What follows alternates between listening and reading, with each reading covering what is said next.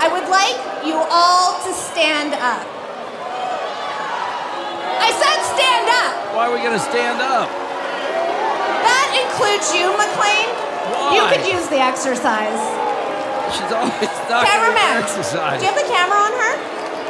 Get the camera on her.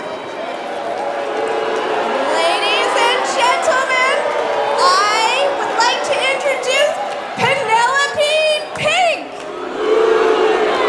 I don't hear any cheers, just a lot of jeering. I'm cheering on the inside. They're confused. Penelope, tell me, how does it feel to be managed by Lana Starr? Well, Lana, I am absolutely honored. And I can guarantee you that I am gonna do my job to the best of my ability, and that means embarrassing all of these ladies and looking good doing it. Is there substance here? Is there any substance here? You know, and we all have our 15 minutes of fame, and I'd like to take a couple of my 15 minutes to talk about the rights and the wrongs in the world of professional wrestling. And it is for the WWE Championship. This match is for the ECW World Heavyweight Championship. The World Heavyweight Championship. The match and new NWA Heavyweight Champion of the world. We appreciate you guys coming out and taking your time to support women's wrestling in America. This match is for the AWA World Heavyweight Wrestling Championship. We are 1 month in, and I guess 1 month and 1 week into reviewing WoW, and this is episode 5. I am your host, Mr. Green. This is the Rights and Wrongs, a pro wrestling podcast. Thank you for tuning in. I certainly appreciate your time and effort in listening to the show. And I also want to say thank you for going on to the website. Well, I shouldn't say website, the YouTube channel, and checking out some of the matches that are in there. I know some of you that listen to this somehow are not aware that there are matches that are available, but there are matches. Believe it or not, there are matches available that you can go and watch right now. It seems that there are quite a bit of people who are taken with the Custom Vixens sponsored match. That is WPN episode 89. As I am recording this right now, the Barefoot Brawl, sponsored by Custom Vixens, as I just said, is about 4,000 views and counting. So, yeah, that is something. That features Pro Wrestler Fantasy and Pro Wrestler Autumn Marie, also with a preview match at the end of it that features the Woad versus Malibu. So if you have not seen that match, you can go in there. Again, that's episode 89 of the WPN. Well, unofficially it's called WPN Spotlight, but I never put that on there. It's just kind of internally what I deemed the name of that particular show. So if you are match finders, you're fans of women's wrestling, and you want to see that, you can go in and check that out. If you prefer a more traditional version of match, I would say go to the episode that precedes that, episode 88, which has Crystal Rose tagging with Kat Spencer, taking on Crystal Rose's biggest rival at this point, Brooklyn Creed, and second generation wrestler Jazzy Yang.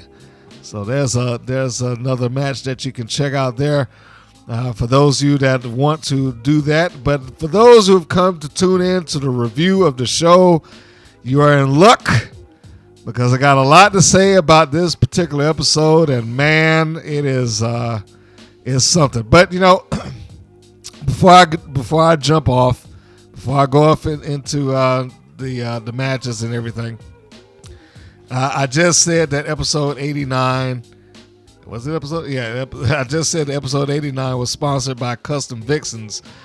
So I just want to put this out. If you are somebody who is looking to produce your own match, if you think that you can produce something a little better than people at Deep South Wrestling, the people at APCW, than what you see at WOW and other places, then you can go to CustomVixensWrestling.com and you can book your own match. Every couple of months, they put out the notice that, hey, they are taking your requests for match types, particular people wrestlers to go up against each other.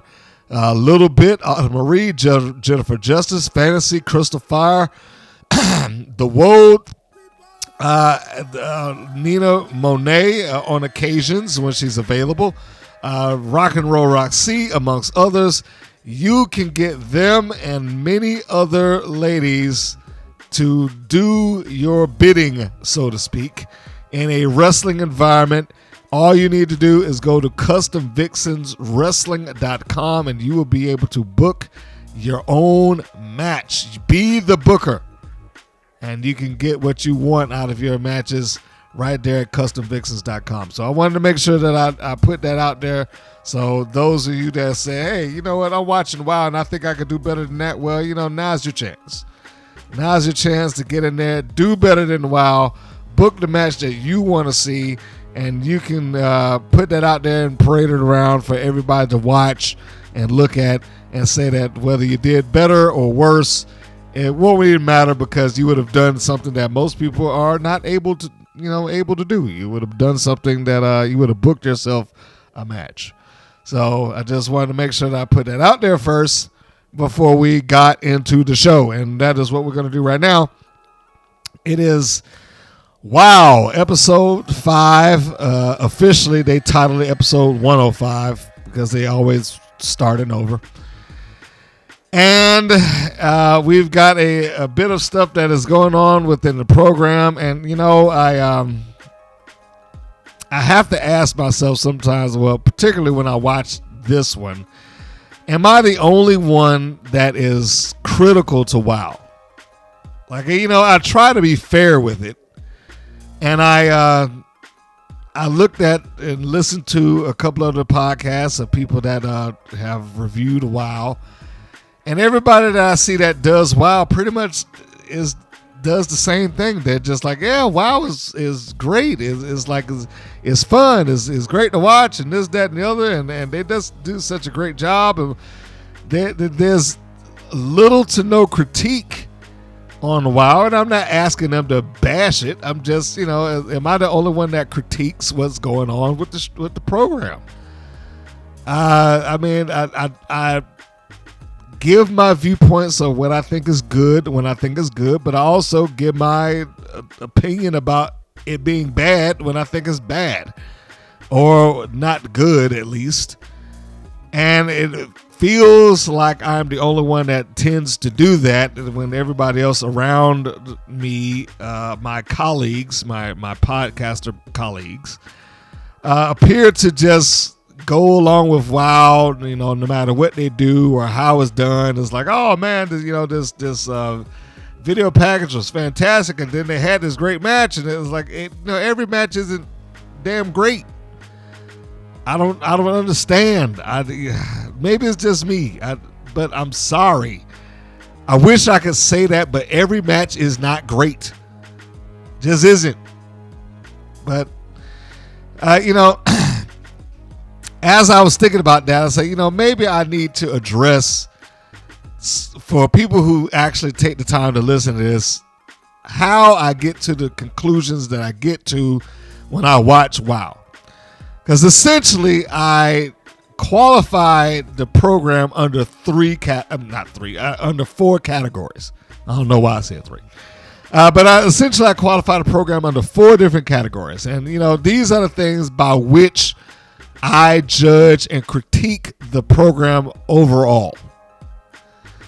And I would dare say that people who are on WOW, like the people who produce the show, who are talent on the program, other than somebody who's blindly going to say is great no matter what, I would dare say that if they use these 4 criteria of critiquing the show, that they could probably at least meet me halfway. That is something that I feel pretty strongly about. If that they use these 4 things, they could meet me halfway. My criteria is this. 1, match quality. Now, granted, match quality is a very subjective thing, so I'm not expecting, that has a lot of leeway to it, match quality. With WoW in particular, because of the amount of people and the experience level of the people that they've hired, you can get a wide variety of matches. As of this season, I would say that the most part of the matches that I've seen have been decent to good. I haven't seen a great match there yet. I'm sorry, but I haven't. There hasn't been a great one. There's good matches. I can give it that. There's been good matches, but there hasn't been a great one. And then you have some decent ones because you have some people who just, let's call a spade, are inexperienced. And they just are not capable of giving you anything beyond that. You have people on the show who are largely brand new. I guess you can probably say the Tonga Twins, or maybe a Vivian Riviera, or maybe a Ice Cold, or somebody like that, who don't have a heck of a lot of experience underneath them, and you get what you get. But then you have the other side of the spectrum with people who have been doing this for a long time, and they could probably give you a solid match, ranging from Siren the Voodoo Doll, who I've known as Nina Monet, Jesse Jones, Holiday. Those are the ones I'm just naming this off the top of my head, and others. Those ladies could probably give you the match that you're looking for in terms of just high-end match quality. So that's my first criteria, and I know that WoW again is going to have a wide range of that. You don't know what you're going to get. It's a mixed bag. The second criteria that I have are angles and how engaging the angles are. As of this season, there really hasn't been any angles. There's nothing there. I mean, I know some people are like, well, no, they got something going on. They have a tag team tournament going on, but there's nothing in that tournament that has really illustrated any sort of emotional connection. They're just a series of matches to get to a goal. That is essentially what this is. It's just a match after another match after another match after another match to get to the championship match.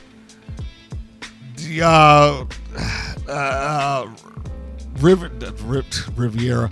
I'm getting the names kind of crossed now. God damn, what is her name? She used to be Venomous, and I'm drawing a blank right now. Reina Del Rey. Reina Del Rey and the Beast are probably the biggest angle that they have right now. And that's okay. It seems to, it started off kind of hot, but then it's simmering right now.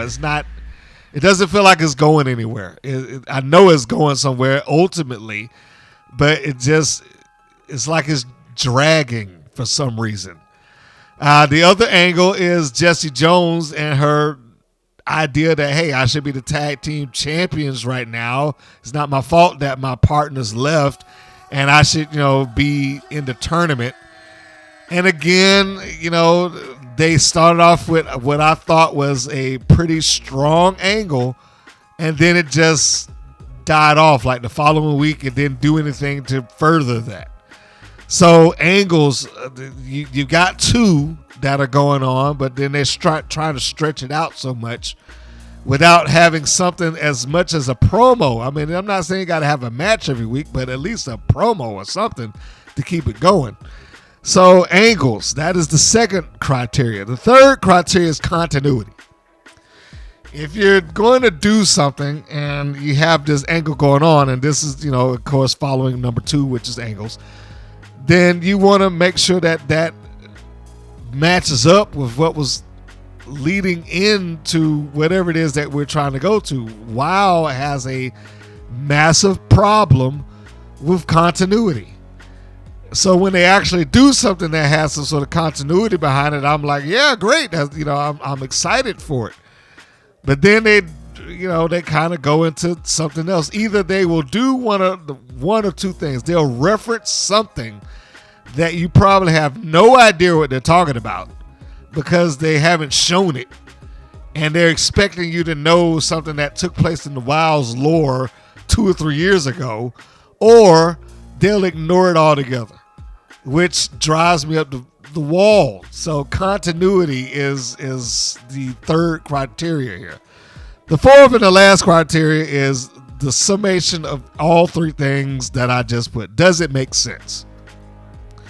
If they do something on the show, and I will say this with any wrestling program, not just them, if they do something on the show that seems like it came out of left field, or they just did it just for the sake of doing it, or it completely goes against something that they set up 2 seconds earlier, then it doesn't make any sense. And it just like, what is this for? The example being Princess Ozzy and Tiki Chamorro suddenly being in a tag team tournament in a second round match when they didn't have a first round match. That makes no sense. It makes no sense. I don't care what my podcaster colleagues out there say. That match made absolutely no sense. There was no reason to have Princess Ozzy and Chamorro taking on the Tonga Twins in a second round match when they didn't even be in a first round match. And this is not something I'm making up. I'm not just doing it just to drill WoW. It's just, this is a fact. These are things that are easily proven. You can go onto their website, their YouTube channel. You can see these things. You can watch the show. These are things that you can see with your own eyes. So that's the criteria. I mean, I don't want to be hard on WoW. I don't want to be hard on WoW, but when I see certain things like this, it makes it so difficult not to be. And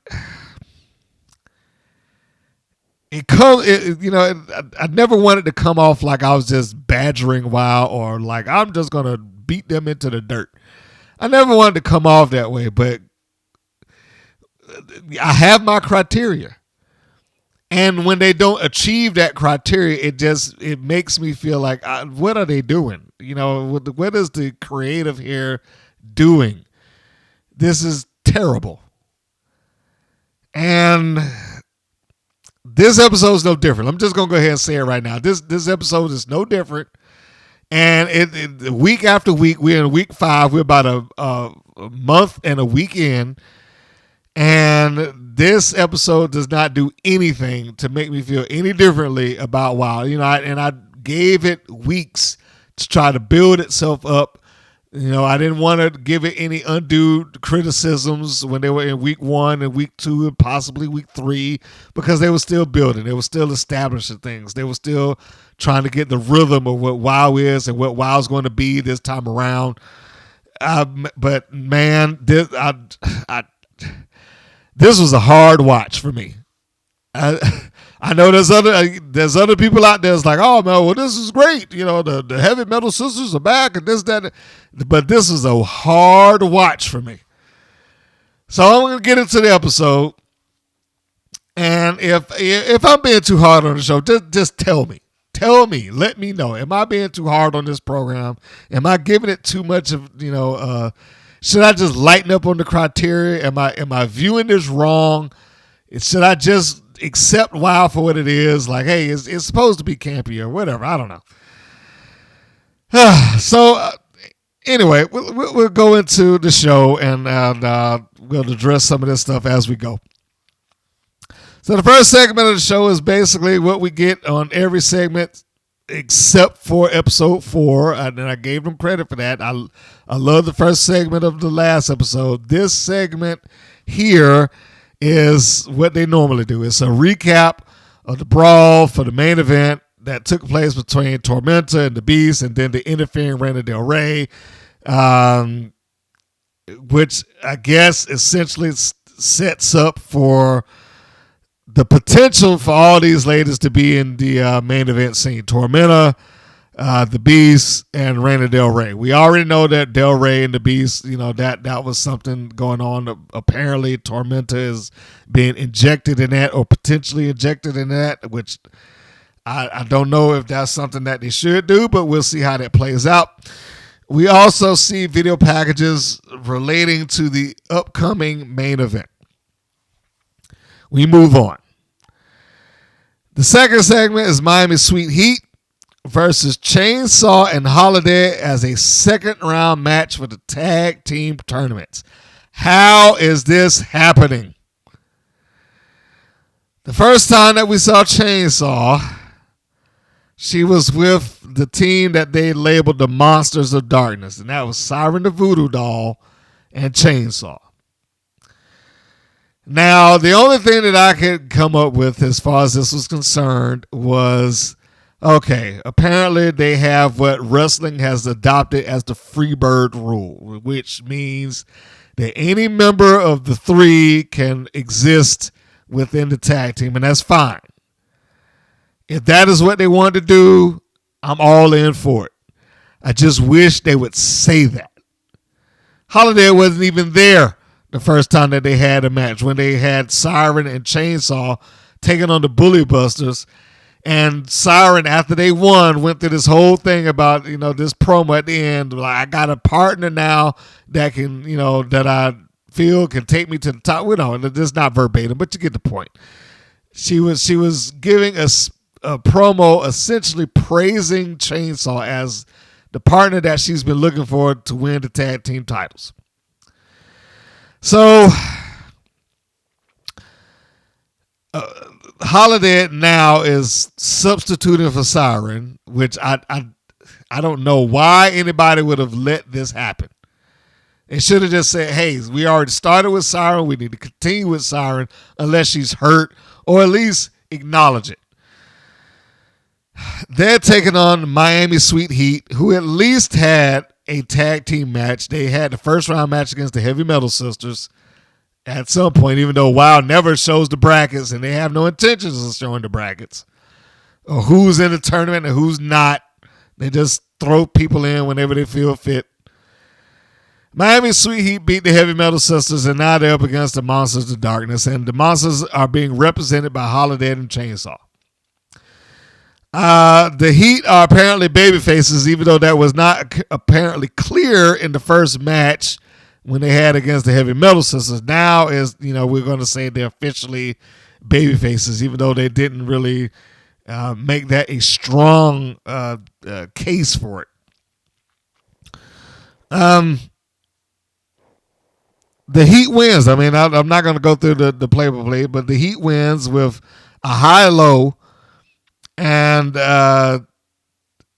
they got it on Holiday. Now, what I will say is the match is decent.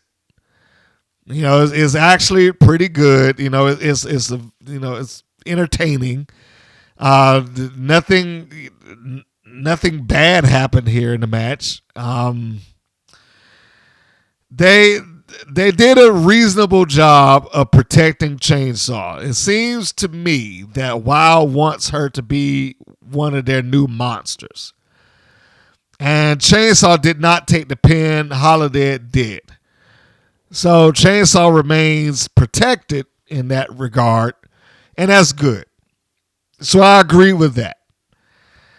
The one thing that I didn't agree with, as if I were rebooking this, Chainsaw should have been a monster. If they were going to protect her or build her as a monster, she should have been presented as such.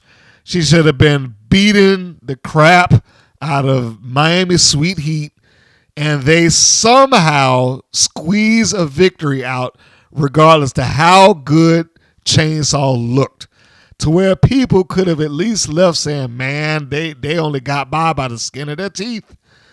Miami Sweet Heat, that's a terrible name.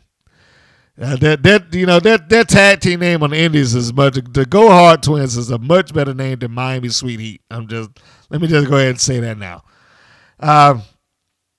But anyway, yeah, if we just refer to them as the Heat, it's probably better. So anyway, I'll do that. So the Heat, they win, but this match had nothing behind it. There was no emotion. There was no promo between either team. You really didn't have a care for who won or who lost here, because other than, maybe a scratch in the eye or maybe Chainsaw growling, there was really no reason for you to care. There was no reason for you to believe that one team was worthy of going on in this tournament versus the other. It was just a match. And it had nothing attached to it. But like I said, the Heat gets Chainsaw out of the ring. They hit the hollow on Holiday for the win. Boom. And then they cut away right, almost immediately after they win. There was no celebration. There was no adulation of we got past this. Nothing. This program and the way they edited it did nothing to help or elevate or push the team of the Heat. If they're going to be the baby faces, they need to have something to help people cheer for them, and they don't have it. Other than that, they're a good-looking team. I mean, I can give them that. They're very attractive young ladies, and they got a great look to them. But beyond that, WoW didn't do them any favors as far as the programming is concerned. They didn't even get a chance to have a celebration in the ring. It's disappointing, to say the least. Again, how I would have booked this if I had to change anything as far as the match was concerned, the only thing I would have changed is that Chainsaw would have been an unstoppable monster. So much to the point that if I was going to get the Miami Sweet Heat a win, it might have come from a disqualification, to the point where Chainsaw just was uncontrollable. They bring her out there in a straitjacket and they unhook her, so she could participate in the match. And, you have the Heat, they're beating up on Holiday, they have Chainsaw get frustrated. And they've never been able to do anything with Chainsaw throughout the course of the match, but they're able to separate Holiday and they're able to isolate her and potentially get close to winning. And then Chainsaw comes in and she beats them both up, and she's throwing them around and beating them up, and she's not listening to the referee. She shoves the referee down. He gives her one and she shoves him down or pushes him again. He gives her another one, and then she just shoves him to the point that he's pretty much goes to the match and slides outside the floor. Then that's it. Ding, ding, ding. You're done. And, the Siren is not disappointed because she knows that she's got what she wants. She comes in. She calms Chainsaw down. Holiday comes in, calms her down. They put the straitjacket on her. The Heat wins by the skin of their teeth, and they move on. Chainsaw's protected. The Heat advance. Same destination, different path. That's how that's a rebooking scenario. Segment 3, we got Ice Cold. This is another video package, and I've said in the previous episodes that the video packages that they do are very well done, but why are they doing this every episode of WoW? I've said this before, every episode now is turning into, you got to sit down and you have to watch somebody's backstory of their tragedy and trauma over and over and over again. And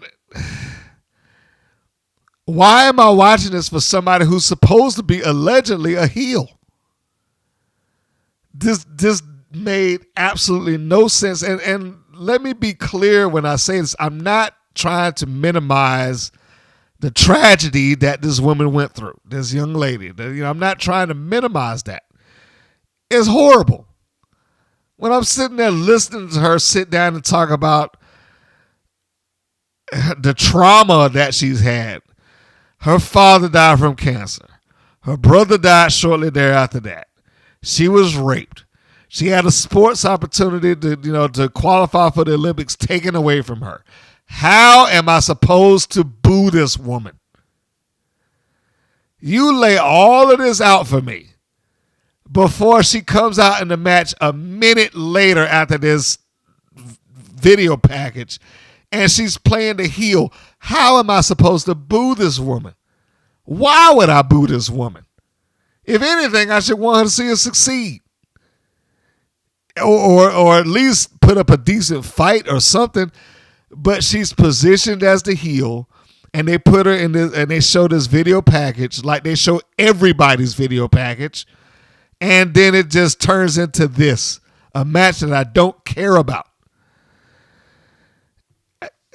Everybody doesn't need a video package. I'm sorry, they don't. I know everybody, I know that they want to show these wild superheroes and they give them these great backstories and this, that, and the other, and I want you to feel for them and blah, blah, blah. Everybody does not need a backstory. At least not to this degree. If you want to give them something that helps who they are in the ring, helps their persona. This does nothing to help the persona of Ice Cold. Absolutely nothing. It doesn't do anything for her as a heel. It doesn't help you boo her. It doesn't help you dislike her. It doesn't help you make a decision one way or the other. It just puts her in a match with somebody else who's supposed to be babyface, and then all of a sudden you're supposed to all right, well, she's a heel now, so boo. No, this doesn't work. And if it's Jeannie Buss that's coming in there saying, hey, I want all my girls to have some sort of backstories and I want you to care for them and show why they're superheroes and this, that, and the other, then you're wrong. I don't know if it's her in particular, but I'm just going to say it. If it's Jeannie Buss that's making that decision, you are wrong. This is wrong. Wrong. All wrong. This is terrible. Her backstory isn't terrible, but the presentation of it and when it's being presented is terrible. Just imagine if Mick Foley, Mankind, walked into the WWE and that great sit-down interview, that 3-part sit-down interview they had with this man took place before you ever saw him in the ring. Why would you boo him based on that? When he was talking about his childhood and how he was made fun of and, how girls didn't want to deal with anything like that. And he saw himself as a Shawn Michaels type of persona, but in reality he was, the reviled, I don't know, the monster or, whatever the case would be. And that he found himself in wrestling and that he learned that he could be brutal and so on and so forth. Why would you boo somebody who's spilling his life story and telling you all the trials and tribulations they had to overcome just to get there? And then you want to turn around and make them unlikable? It's insane. That insults me as a writer. Forget wrestling. If you just did this on a television show, it would be insulting. You're not trying to make the sympathetic villain. It's like Mr. Freeze on Batman. Mr. Freeze is probably the most sympathetic villain that I've ever seen. But even when they made him sympathetic, he went on with I have to do what I have to do. And he understood why he was committing the crime, but he was still committing the crime. And he erased emotion out of his characters I don't care. I'm going to get even one way or the other. And they put him in a position where, you had to choose, but the more he went along as a character, despite the fact that you understood the sympathy of his backstory, his actions kept making him heel. If they wanted to do this story, at least they should have ended the video package with Ice Cold saying something along those lines, and because of this, I don't care what I have to do. If I got to break somebody's neck, if I got to do this, or hurt this person, make it so they can't walk or make it so they can't ever wrestle again, I don't care. Because I'm Ice Cold. And I'm going to do what I have to do to get to the top of this company. That's why I got the name. Nope, they didn't do anything close to that. I'm Ice Cold and I'm a superhero and I'm in wrestling. So, this supposed heel, after this traumatic backstory, comes out in the next segment against Candy Crush, which is a lawsuit waiting to happen. I cannot believe that somebody sat in that creative room and said that Candy Crush was a good name. It's a video game, and a popular video game at that. You wait 2 seasons from now, they're going to rename her something. It ain't going to be Candy Crush no more. They're going to flip it around because somebody going to come like, hey, look, hey, Candy Crush, we can't use this anymore. It was stupid to name her Candy Crush. Stupid. Anyway, this is a glorified squash match. Regardless of the fact that they had this big promotional video talking about Ice Cold and the trauma that she overcame and that wrestling saved her life and et cetera, that they do every episode now for some reason. It was a glorified squash match. Ice Cold is tiny. She came off like a jobber. She might have got 1 or 2 little breaks of flurry in there, and she did a beautiful looking, well, I can't really call it a moonsault. She did like a reverse flip dive into the mat, but she hit nothing but the mat, but Candy Crush moved. And Crush gets up, Superwoman punch, 1, 2, 3, she wins. It was, I don't understand the need to put these vignettes or these video packages ahead of the person that they know full well is about to lose. It is such a mixed signal. This is about as mixed a signal as you can be. It's like your date telling you, no, I don't want you to kiss me. Get away, as she's taking her shirt off. This is ridiculous. It is ridiculous. And I don't know where they expect to go with that. I don't know what Candy Crush expects to get. I'm not Candy Crush, Ice Cold.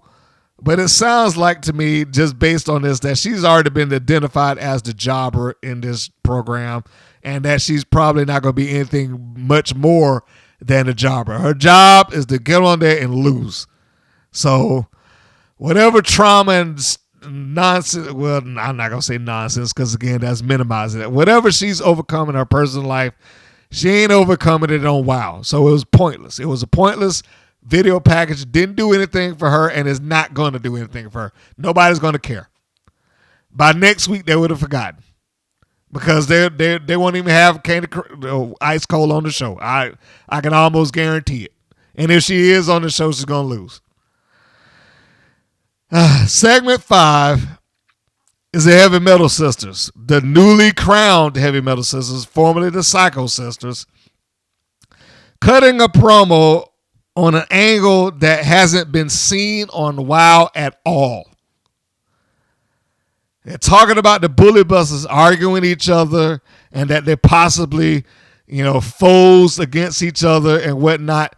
When did this happen? When did this happen? It didn't happen during the unaired season. Keita Rush wasn't even there. She got hurt like in the first 2 or 3 episodes and she was gone for the whole thing. It hasn't happened in these first 5 episodes. When does this happen? What are they referencing? The closest thing that I could find that even remotely sounds like what they're doing took place like in 2014 when they rebooted WoW and Keita Rush and Steffi Slaves were having an issue over Abilene Maverick, who isn't even in the company anymore. What was the point of this promo?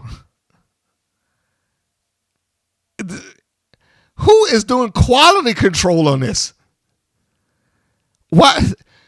Have you ever looked at a show, a sitcom, a drama, or something where they just brought up something that had nothing to do with anything that was on that show?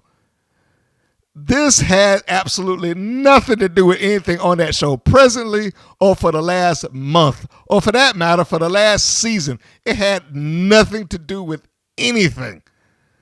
And yet this promo made air. You two look like you're having more of a problem with each other than the Heavy Metal Sisters. Like, what are you talking about? So they have this promo addressing the Bully Busters arguing with each other, and it didn't even go anywhere. It's not like they did this to set something up. They never even once argued in the match, not during the match, not after the match. This was an absolutely pointless promo. Pointless. To say nothing of the fact that whoever wrote this nonsense made it look like they just spouting out lines that they don't care about. Who, whatever the heck they said, bang your head or whatever the sorry, kids. I didn't mean to be cussing on there. But they have this promo and it is not going anywhere, and they're talking about some catchphrase that they tried to stick in there. Who's ready to bang your head? I'm like, that sounds like somebody who just sat down and wrote this, and they're just repeating the lines.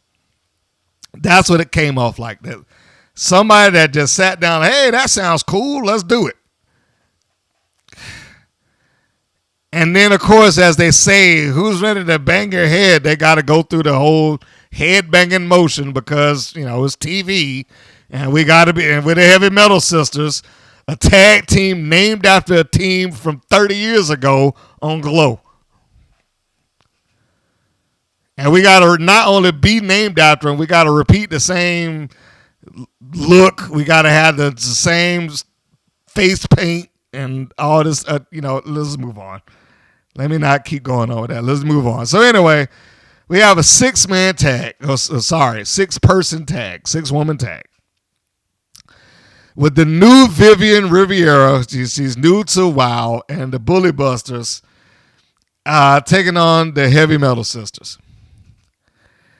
And at least the announcers acknowledged that the Heavy Metal Sisters is a Glow reference, and they're like, oh yeah, they're paying homage to the Heavy Metal Sisters from Glow, the gorgeous ladies and wrestlers. Now, why they would do this of their own free will, I have no idea. I mean, if we're looking at this in the kayfabe universe, why they would be like, hey, you know what, guys? Let's name ourselves after the Heavy Metal Sisters. Why they would do that, I have absolutely no idea. Like, what sense does that make? They probably weren't even able to watch TV or comprehend television when Glow was a thing. But we're going to name ourselves after that. That'd be like having a tag team on WWE or AEW right now going out and naming themselves the Valiant Brothers or the Fabulous Kangaroos or something like that. Some tag team that they have absolutely zero concept of, but you know what? Hey, guys, let's just name ourselves after that. So,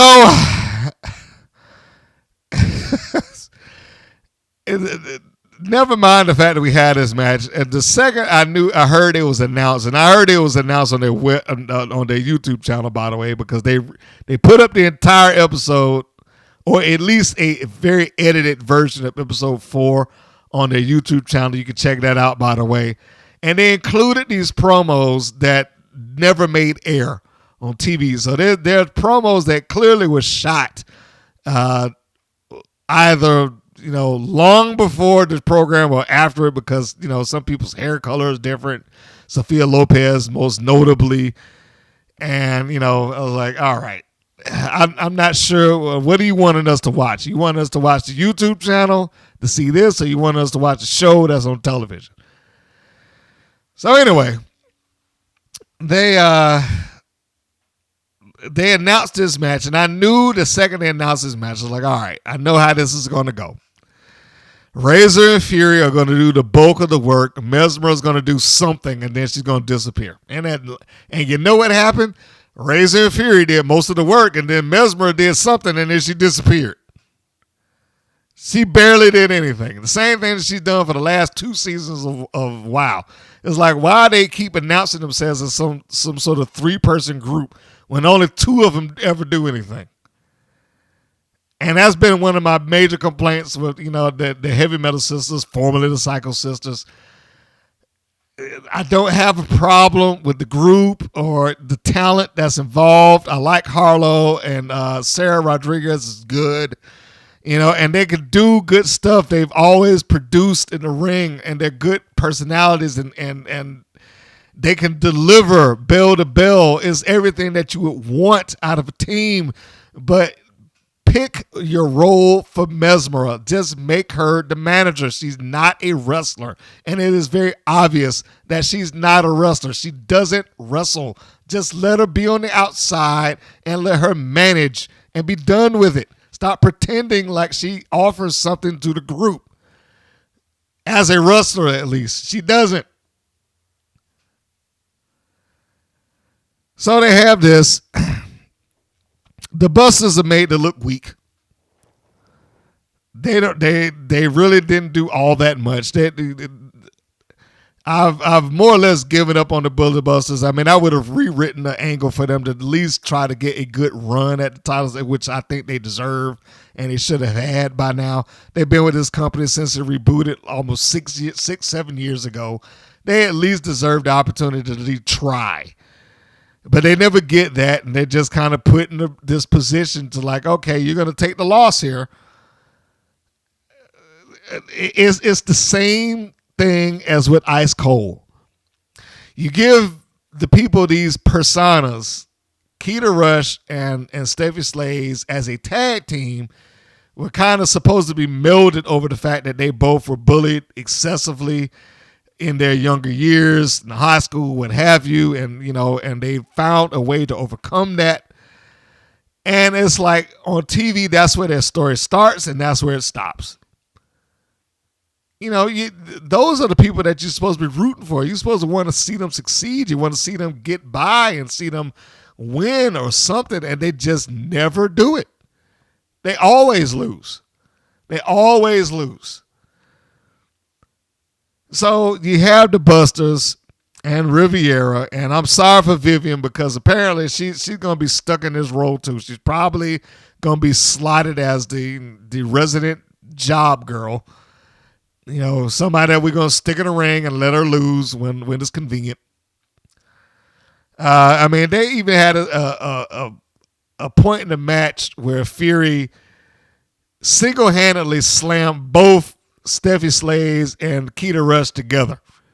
Like with her Herculean strength, she just yanked them both and bam, they just went head first to each other. It's like that Busters had nothing to give them. So the sisters win with the double face plant. Fury sets him up. Razor brings the head down like in the X Factor. Boom, 1, 2, 3. The match is over with. And then they go through the who's ready to bang your head. And I was like, I wish this came off as more organic, but it didn't. It's just like that promo. It sounds like it was just recycled lines that, let's be honest, David McClain probably wants them to say. If you have some gimmick like that, you got to say gimmicky stuff. Got to have some pun, or your promos have to revolve around your gimmick, and that's what we got. So, let's move on. The next segment, Leah McCona has another video package. The first thing I have on my notes when I saw her appear on my screen as the video package is, didn't we do this already? It's another sad song. Nobody wanted me to be a wrestler. My parents didn't believe in me. My mom didn't want me to do it. My dad never even cared. All of that stuff. It's like, man, come on. We already saw this, and I was fine with it the first time. I really was. But enough is enough. It is just having a video package for the sake of having a video package now. And I said that in the last episode. It's like you get into a point now where this is just a template. You got to have somebody, you got to have a match, you got to have a recap, you got to have a video package, you got to have somebody, and they're going to do the same thing. They're going to be, they're going to tell you what obstacles they overcame, and then they're going to show up in the show, and then they're going to lose or whatever. It's the same thing over and over and over again. Why am I seeing her twice? They didn't even give me a new video package. They gave me, it's like the second part of another thing. So I'll be honest. At this point, I started to tune out. I looked at this and was like, you know what, that's enough. And I like Makona. I want to say that. I want to make that clear. I want to put this disclaimer out there because I think she has the look of a star. If I were booking Makona, I would be doing everything possible to try to make her my main eventer. I would be doing whatever I could to get myself into a babyface versus babyface match with the Beast at some point. Not my finale, but at some point, because I wouldn't want the Beast to lose. She's the money. The Beast is the money right now. I would be putting everything behind her, but I want Makona to get close. Have the match, have her get just that close to winning, but the Beast beats her anyway. And then, all right, well, you can shake hands at the end and you can acknowledge that Makona's going to work herself up to get another shot at some point, and maybe next time she'll get through. So we have that. I mean, that's just me. I don't know. Maybe I'm wrong. Maybe the way I view it is just off, but that's the way I saw it. The next segment, we have Lana Starr coming into a dressing room talking to Penelope Pink, and she's talking about getting ready for a win against Leah Makona, and you're gonna do great, and you my great protege, and after we win this match, we'll set you up to challenge for the Beast for the Wild World's Championship. I knew at that moment that Pink was going to lose. The second that they put it out there, like, hey, you're going to challenge for the Wild Champion, I knew right then. I was like, she ain't winning this match. She's not going to win. And you know what? Pink didn't win. That's spoiler alert. Penelope Pink didn't win. She went to the main event. The match was good. Now I don't want to distract from that. The match was good. I think Penelope Pink, Marina Tucker, is a good wrestler. And I like Leah Makona. I think that, like I just said, Makona has every ability to be a star in that company or elsewhere if she is actually serious about wrestling and not just saying it for the sake of being on WOW, because that was the whole premise behind her videos. Like, I wanted to, get into wrestling, and my mom was kind of ambivalent about it. My dad didn't want, he just flat out no, and they don't really support it. But I became a wrestler anyway. Now, if that's true, then go someplace other than WOW. Wrestle some other location. Wrestle in some, indie promotions out there. That would be great. And I stand by what I said. I think that she has a good look. I think that she has every potential to be a top girl there. And, if WOW allows her to be a top girl.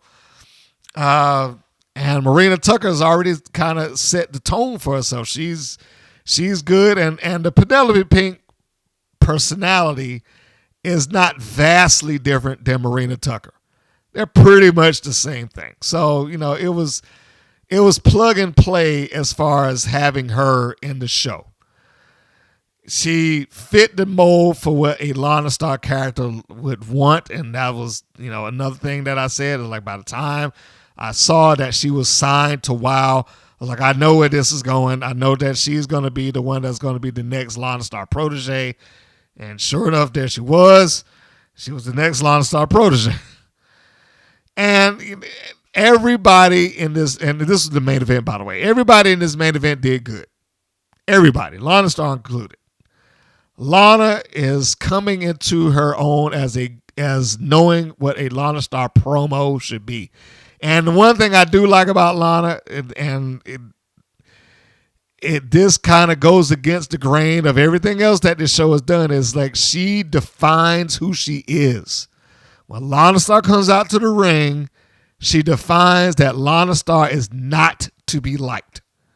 She doesn't play it both ways. She doesn't have some video package that talks about how she overcame some obstacle and then go out there and try to get booed.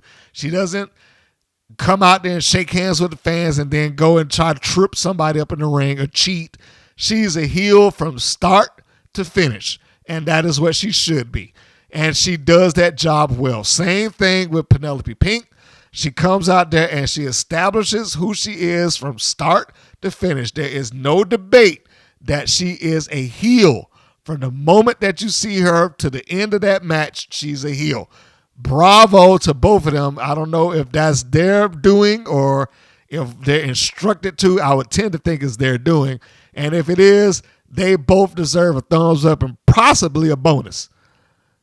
The fact that they stick to it and they're not trying to be, hey, I want to be a superhero and I want people to look up to me and this, that, and the other. No, I'm a heel. Be a heel, and that's where it sticks. And I like the fact that they stick to that. Long story short, the main event, Makona puts Pink down after a good match with a Samoan drop. Boom, 1, 2, 3. Makona wins, and so she gets her, I won't say her win back, but she recovers from having a loss to Del Rey last week. Although it puts Pink in a position now who was being slotted as a main eventer now that she's lost. So it's like a, damn if you do, damn if you don't. Sorry, I had to take a drink of the sparkling water, the bubbly. So I don't get paid to say that, by the way. So anyway, the main event was fine.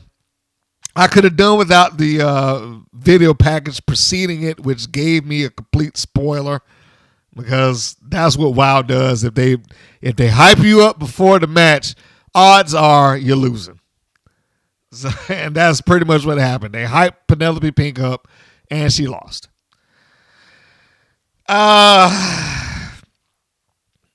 This was not a good episode. I know I'm in a minority on that. I understand that I'm in a minority on that. I've listened to some of my colleagues carry on about, oh, wow, it's fun and it's great and this, that, and the other. But this was not a good episode. I can't, in my right mind, say that it was. The matches were good. I'm not going to discount the talent in the ring. In fact, I will give the talent in the ring praise. Siren, Holiday, Chainsaw, who I think that if they make a project out of her, she could be a great monster for that company. The Heat, Crush, Ice Cold, if you just put her as a position of getting doing the job. Riviera, the Bully Buses, the Metal Sisters, Makona, the Star, Pink, all of them. All of them did a great job between the ropes. The matches might not have been long. They might not have been epic or some outstanding back and forth like people were used to seeing on AEW or a WWE pay-per-view or something like that. But they did what they were supposed to do. The problem comes in the structure of the show and its inability to address certain things, its inability to be coherent, its inability to pick up on things that they actually did in their own their own history, or talk about stuff that nobody would even know about. This episode is just structured badly. And I hope they can fix this, but I don't have the faith in it that they do, that they can. They just keep doing stuff just for the sake of doing stuff and to fill time and just kind of move on. It's not overly difficult. And there are times when I watch it and I think that they somehow are either overthinking this or it's not crossing their mind, or somebody in the room isn't speaking up, or they're not giving people who probably would have a different opinion about it the opportunity to say something. I can't believe that everybody that's on that roster would look at this and be like, well, wait a minute. Why are we talking about the Bully Busters? Did they do something? I mean, but this is what happens when you have these things written out and you're talking about stuff from 5 years ago that nobody could possibly remember. It didn't even make air on anybody's TV. But yet they're talking about this on the show like it's a thing. And it didn't even go anywhere. It was just like a pointless comment. Not even a good promo. I mean,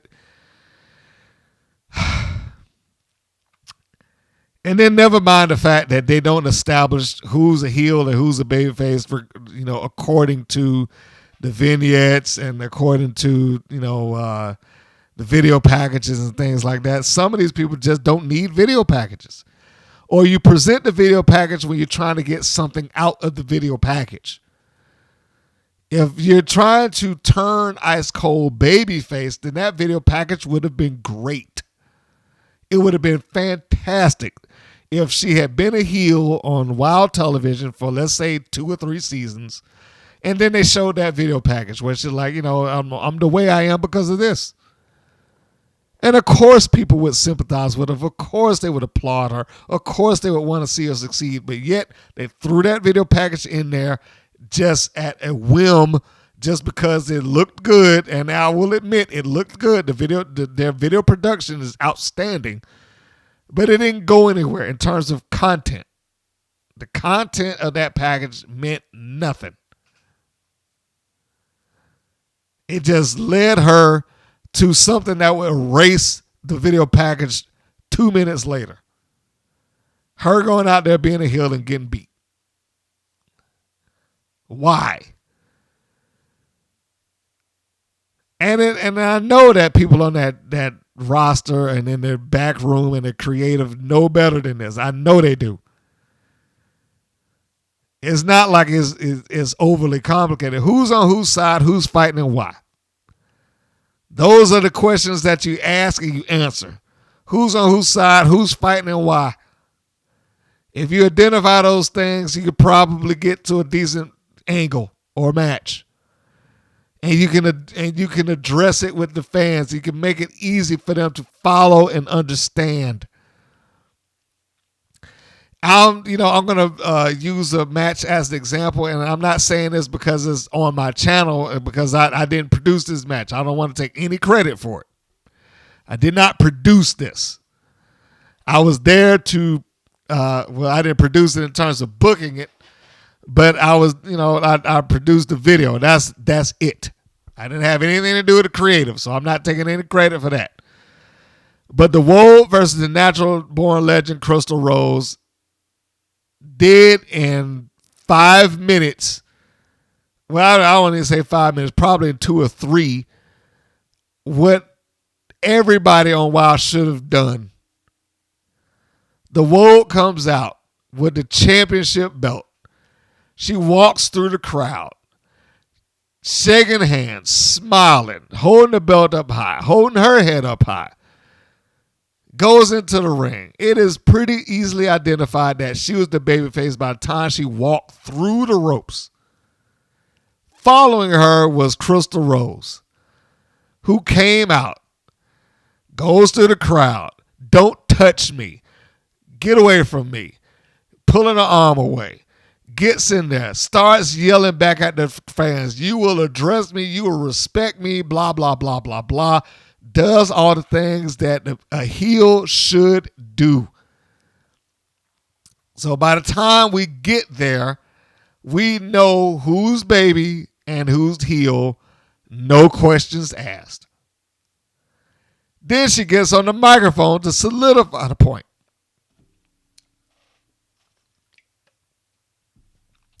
She down talks the promotion that the Wold is representing, because she had the Shine Championship at the time. Even though she was in a title match, like, hey, look, you coming out here defending some championship belt of a company I never even heard of. Well, clearly she did. You don't have any guts.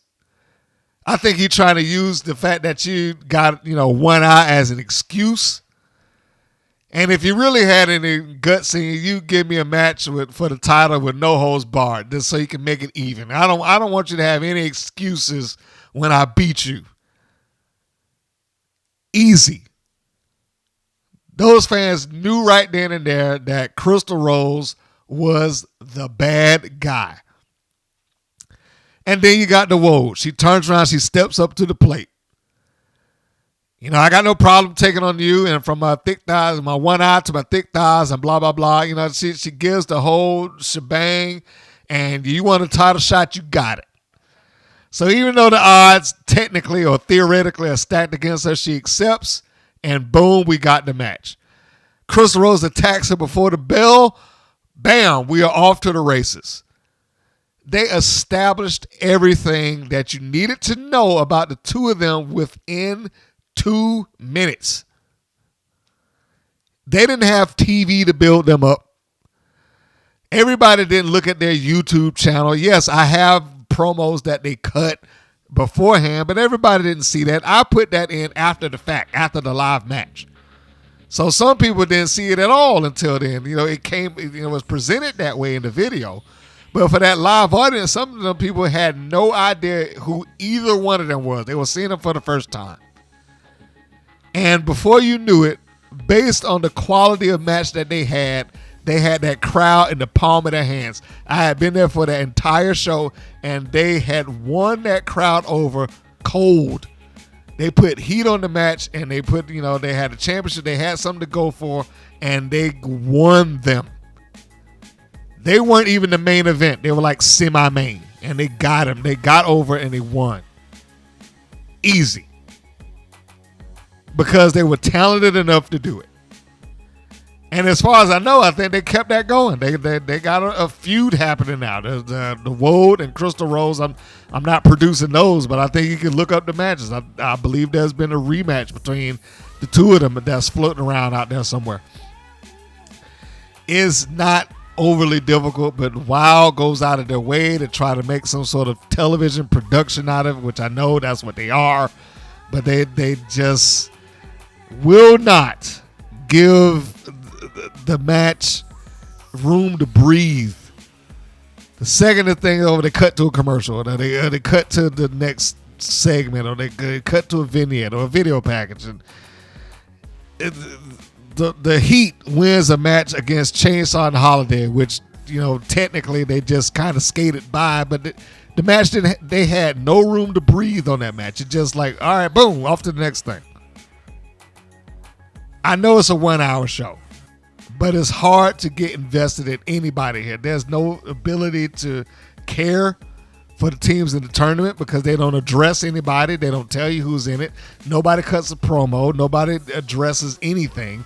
They just kind of happen. It just exists. Anyway, that'll be enough of that. I think we've gone on and on about WOW and his program this week quite a bit.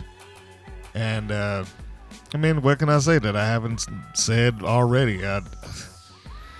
Not their best episode, in my opinion. I know there are going to be people out there that's going to love it, and hey, they're not going to look anything beyond the surface. I'm sorry, I tend to do that. The Holiday at Chainsaw switcheroo without any explanation kind of bothers me. The promos before Ice Cold goes out there and lose. Anyway, I'm just about to get myself worked up again. So I'll leave it at that. I certainly want to thank all of you for taking the time to either listen, stream, download this podcast, and hear my review. If you feel differently about WOW in this program and may think I'm being too harsh or too hard on it, hey, leave it in the comments or shoot me a message. Or, I am open to another point of view. I will put it that way. So if you have something that you want to share with me, like, hey, you're overlooking it, just relax and enjoy it, or whatever the case may be, let me know. I also want to remind those of you who have not taken the time to subscribe to this channel or wherever you happen to be listening to this, and probably your greater podcast platforms. If you haven't done it, please do subscribe so you can make sure that you do not miss an episode of the Rights and Wrongs of Pro Wrestling podcast. It is mostly the WoW review now, but that does deviate sometimes off in interviews and sometimes other programming and what have you. But since WoW is now a weekly thing and allegedly going to go through a full year, going to go through 52 weeks, which would be a big change for them. But it would also be something that I suggested. Now, I just heard that off in an interview, and again, that's not stuff that they typically share. I don't know why. I would think that would be a little bit of a big deal for them. It would save them some effort, and, quite possibly, in losing people again. That was one of the biggest complaints I had with it, is that they always took some sort of hiatus, and hiatus always cost them talent and momentum without fail. So I would think, that unless they never perceived it as a problem, which they probably don't. So, in any case, I was going through the thank yous and the goodbyes, and let me pick that back up. So thanks for listening. Be sure to subscribe wherever you're listening to this at. Go to our YouTube channel and subscribe there, because that helps keeps this thing afloat. Keeps us in the algorithm for people who are looking for women's wrestling, and that seems to be going up in the world now, because I guess WoW is raising some more attention to it, at least. So maybe the conversations are starting up because they're doing their weekly thing. So keep us afloat within that circle as well. Join me next episode for the following WoW. As I'm recording this, I believe there's another out of the blue tag team bracket that they have, and based on the end of this episode, a triple threat that they're going to go to. So, I don't know, they haven't really promoted it, so I only just found that out not too long ago when going through their the emails I got. So again, maybe promotion should be one of the things I should get on them about also, not just the content thereof.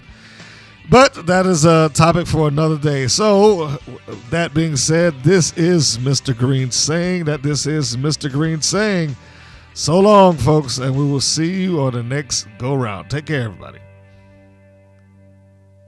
Thank you for listening to the WPN's Rights and Wrongs of Pro Wrestling. If you have questions or comments, please contact us via our Facebook or our YouTube channel at the Women's Pro Wrestling Network.